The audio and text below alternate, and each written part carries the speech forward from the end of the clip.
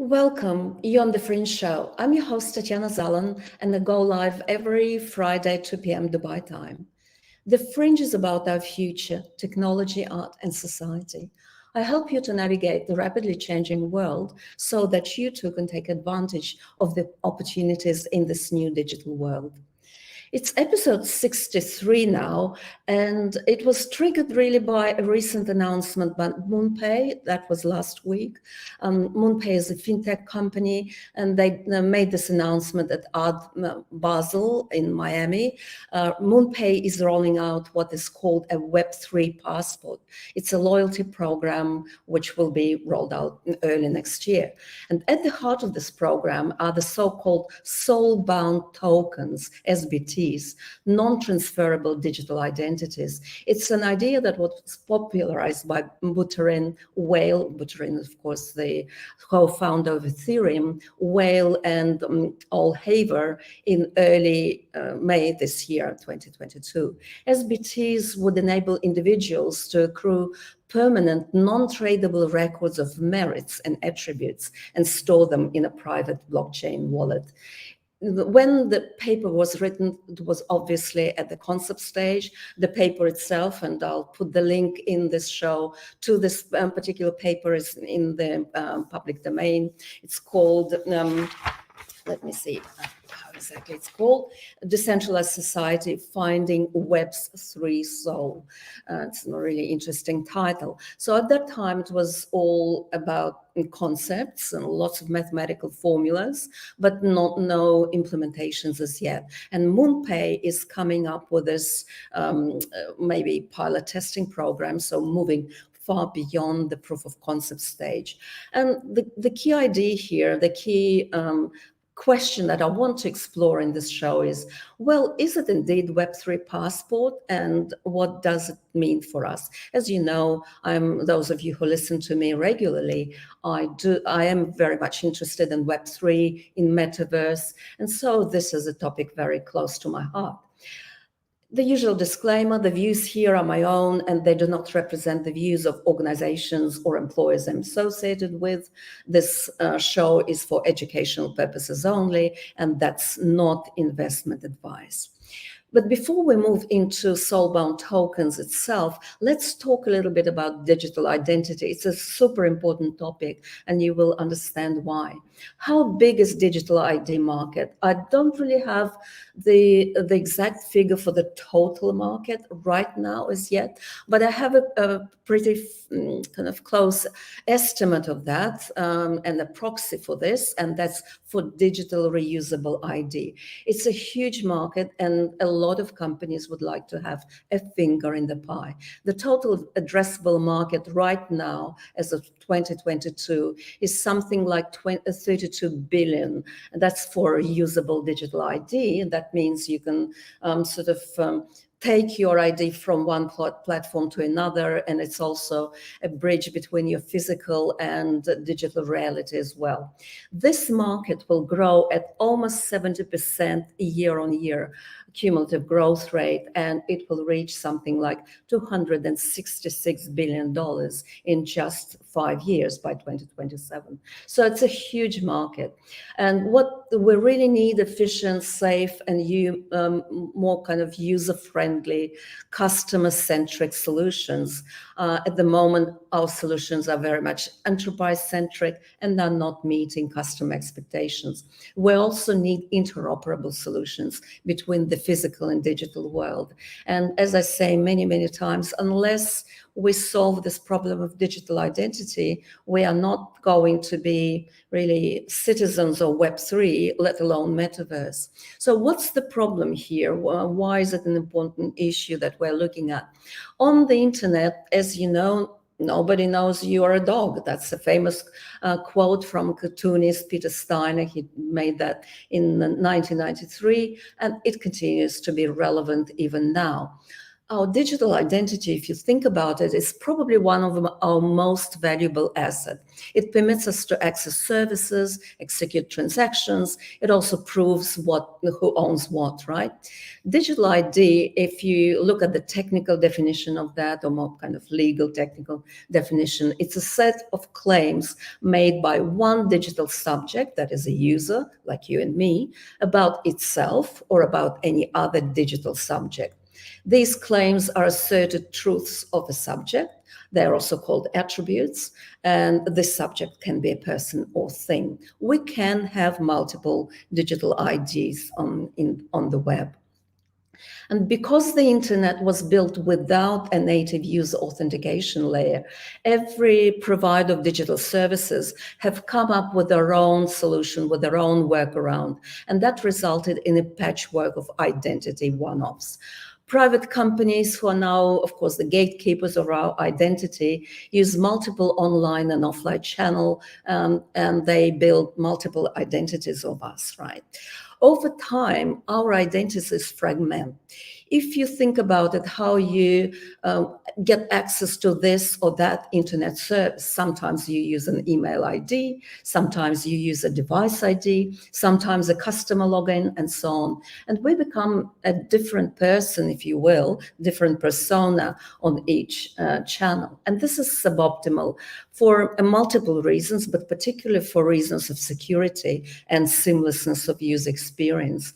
We're not close to a solution, unfortunately. Even the very framework of digital identity is being debated. Will it be centralized, federated, hybrid, some form of decentralized model like self-sovereign identity? And who is going to work on standards? That's a very important question in itself.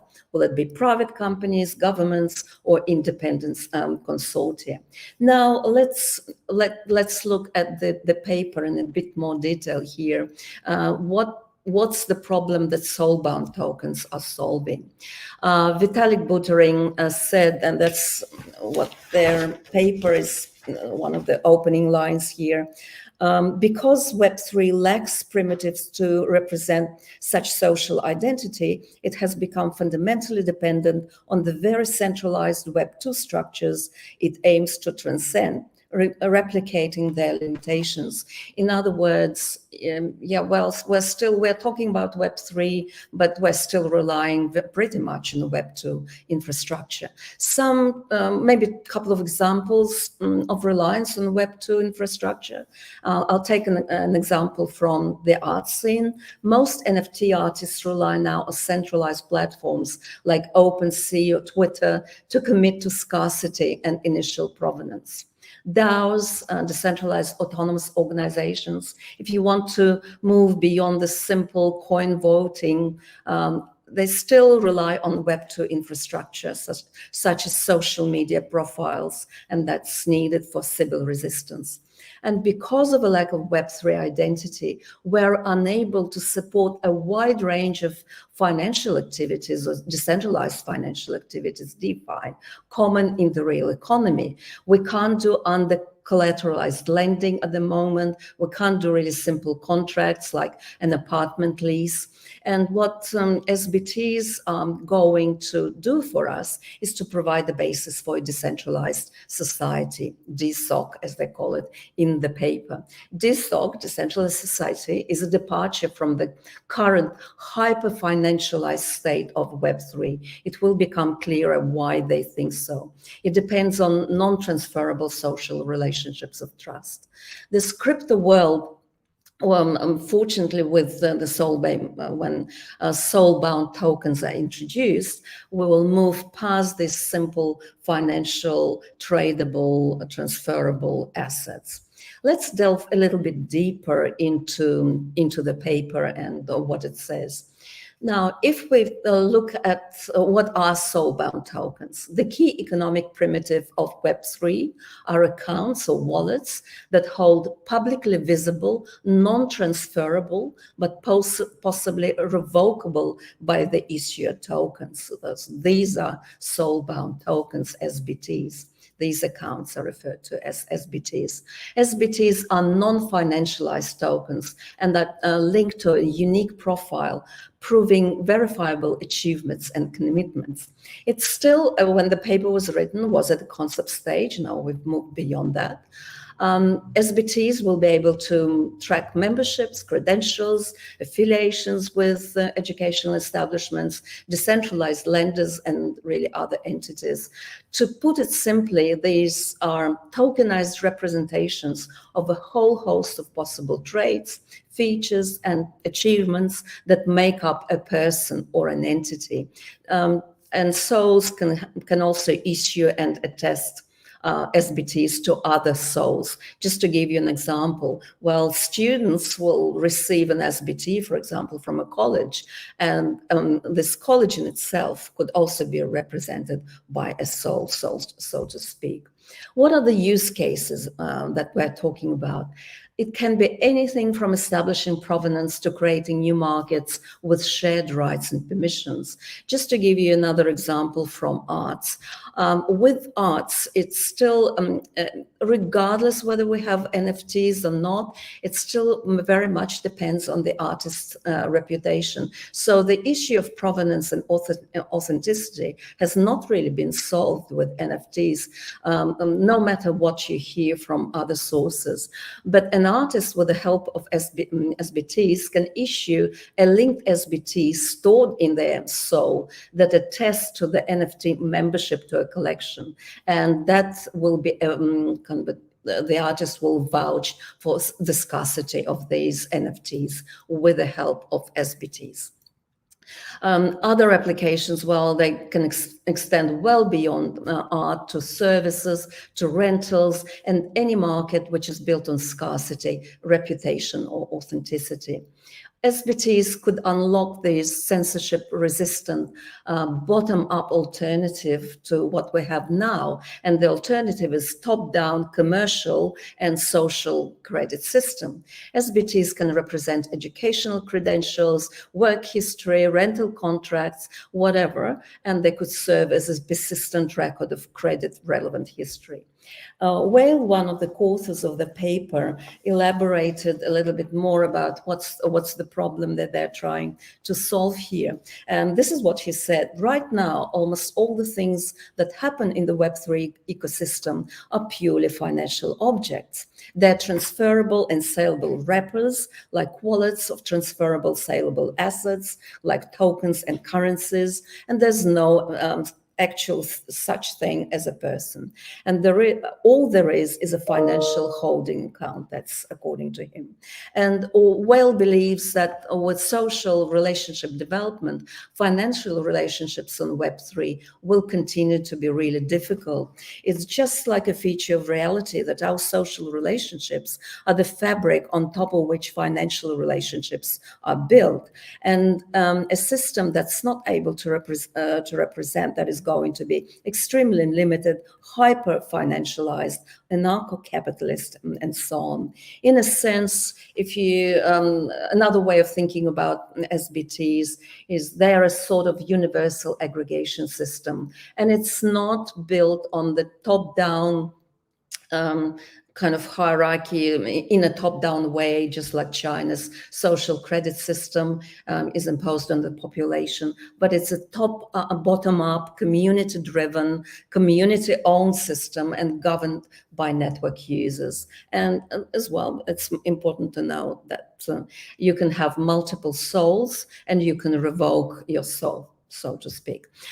People would have, he says, like 2 or 3 wallets that represent different, very distinct aspects of your life. You might have one for your health profile, which would be an encrypted and would only have access to doctors or something. You might also have one that represents a financial life, like your CV. You might also have one that represents personal relationships, and those might all be unlinked from each other. And Whale sees Soulbound tokens as bringing the same values of decentralization to real human relationships and real communities. The key element here is that the tokens can't be transferred across people. NFTs can be, but SBTs cannot be. And of course, this idea had a huge host of critics, and one of the critics, not surprisingly, was Fortune. They compared SBTs to the social credit score system in China. Probably they didn't read the paper or didn't bother to understand it's actually built very differently. For starters, they wrote, Fortune, I mean, the whole thing sounds similar to China's idea of building a social credit system that would supposedly punish citizens for demonstrating bad ideological behavior. I don't know what they're taking it from, because the paper didn't say anything about ideologies in that sense. Since SBTs are issued to individuals without their consent, the system could be used to brand scarlet letters on people, making the technology an ideal tool for authoritarian states. Surprise, surprise. Other critics also struggle to understand the need for soulbound tokens.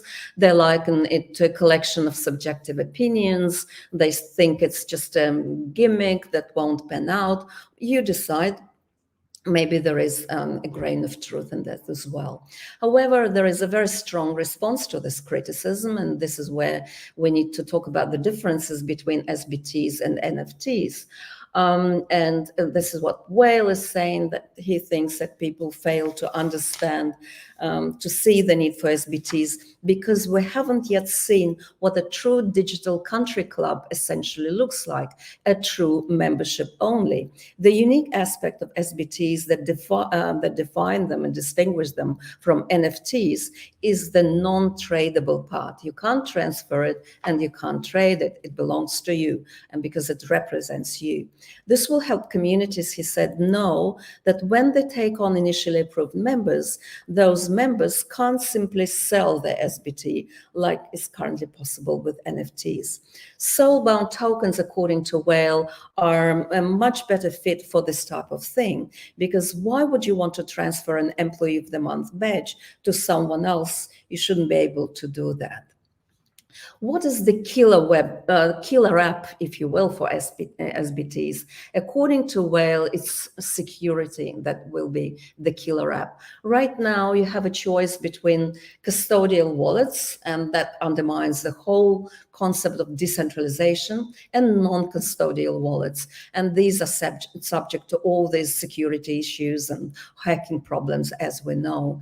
The idea with Soulbound is based around community recovery, where your account or soul will be tied to a set of peers, referees, and authority figures who can unlock your wallet. For example, if you had your employer, your university, or your DAO that you participated in, or a newspaper that you wrote for, then the algorithm might choose 3 out of these affiliations and attest that this is indeed you.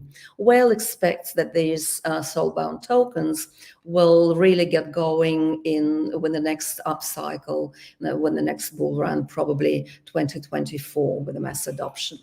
I think one of the last things that is important to look at is, okay, we have all other identity frameworks. So how is it different from, say, legacy systems? Well, these are IDs mediated by a third party like government, university, employer. And this is very inefficient because it concentrates the power in the issuer or in those who can do due diligence to get stronger verification. And in fact, we're relying on bureaucracies, and these bureaucracies are quite unreliable and inefficient.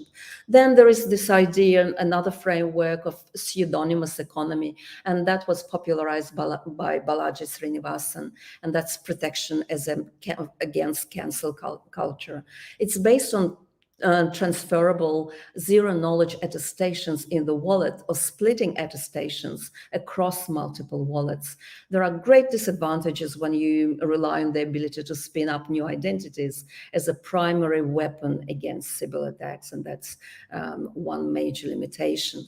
Another one is proof of personhood, and that's what WorldCoin is trying to do. By the way, I have a whole show dedicated to WorldCoin and biometrics and use of those for digital ID. They rely on approaches such as social graphs, biometrics, global keys, and so on. Proof of personhood is limited to applications that treat all people the same. And they're, unfortunately, fortunately, the substrate for UBI, Universal Basic Income. What that also means that unless most people on the planet are registered for a proof of personhood service, they're very vulnerable to cyber attacks. And finally, there is a thing called verifiable credentials, and that's currently web3 standard, where credentials or attestations are zero knowledge shareable at the holder's discretion. That is, I might choose what to disclose to whom. And all these verifiable credentials and SBTs work together. They can be complements, but verifiable credentials have got a key limitation. They don't support most of the applications because of their unilateral privacy. And I think what I also need to mention, since we started with MoonPay, what are they trying to do? How are they going to implement this idea of SBTs? Just a little bit about MoonPay. They're a financial technology company. They build payments infrastructure for crypto. They convert between fiat currencies and cryptocurrencies using all these major payment methods, including debit card, credit card, local bank transfers, Apple Pay, Google Pay, Samsung Pay, all these pays. MoonPay is quite active. It's active in more than 160 countries. It's trusted by lots of leading wallets, websites, and applications. They also provide what they call concierge service, which helps high net worth individuals and creators to purchase NFTs and crypto. Their clients include the likes of Jimmy Fallon, Post Malone, Snoop Dogg, and Madonna. So quite celebrities. The benefits of the program, as they explain it, would be related to ticketing for fashion, art, sports, music, and entertainment, and it will be rolled out early next year. What they're saying, they're solving the problem of interoperability. If you could issue a passport to an asset on one blockchain, that would allow it to travel to another blockchain, that could solve this problem. I personally wanted to understand what's the design of SBTs, what's there, but I couldn't find any reliable information. Is it indeed bottom up, or are we still relying on a centralized platform like MoonPay? It's really unclear to me, but maybe that's something we need to explore a little bit further. So just in conclusion, you decide whether SBTs are Web3 passport. It's definitely a pressing issue for Web3, generally speaking, for metaverse as well. And is it a good idea? It's based on NFTs, non-fungible tokens, but are quite different from them in that they're non-transferable and non-tradable. They're built bottom up within Web3 communities, and this is very different from current solutions. And you can have multiple souls, and you can also revoke your soul, your SBT, at any time. Very interesting idea. I thought that I wanted to share with you. What do you think about this idea of SBTs? Well, I'll leave you with this question, and I'll meet you again next time on Friday at 2 p.m. Dubai time. See you. Thank you for joining me.